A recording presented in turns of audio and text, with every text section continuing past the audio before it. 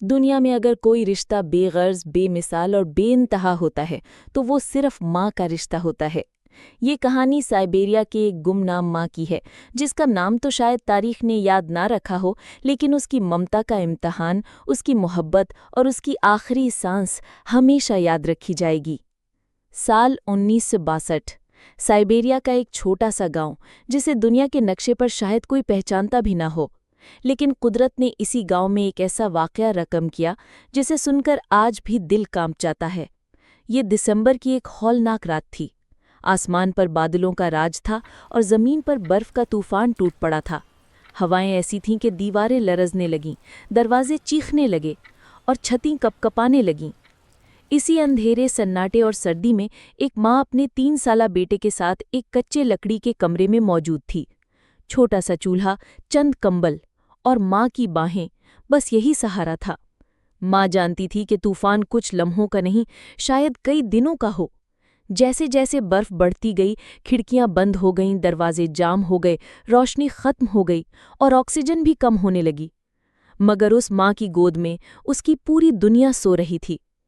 3 سال کا معصوم بچہ، جسے خبر تک نہ تھی کہ باہر زندگی منجمد ہو چکی ہے۔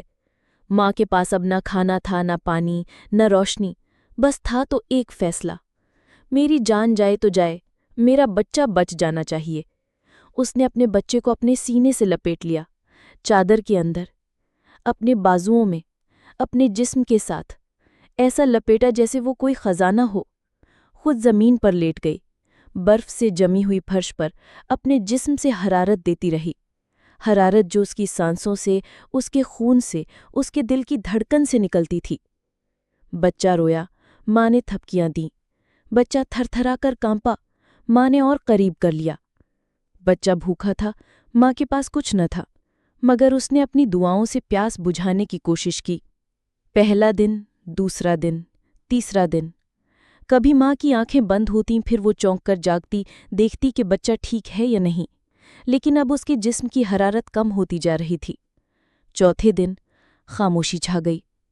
جب ریسکیو ٹیم پہنچی تو برف کی تہیں ہٹانے میں گھنٹے لگ گئے۔ پھر اچانک ایک کمرہ ملا، ٹوٹی دیواریں، گری ہوئی لکڑیاں اور درمیان میں ایک عورت، جو سردی سے جم چکی تھی، پتھر بن چکی تھی، مگر اس کی باہوں میں ایک بچہ زندہ تھا۔ بچہ آنکھیں کھولے دھیرے دھیرے سانس لیتا ہوا ماں کے سینے سے چمٹا ہوا۔ ڈاکٹروں نے بعد میں بتایا کہ اگر ماں کا جسم اسے مکمل ڈھانپ نہ لیتا، اگر وہ اپنی حرارت نہ دیتی، تو بچہ 1 گھنٹہ بھی نہ بچ پاتا۔ ماں مر گئی، مگر اپنی ممتا کے لمس میں زندگی چھوڑ گئی۔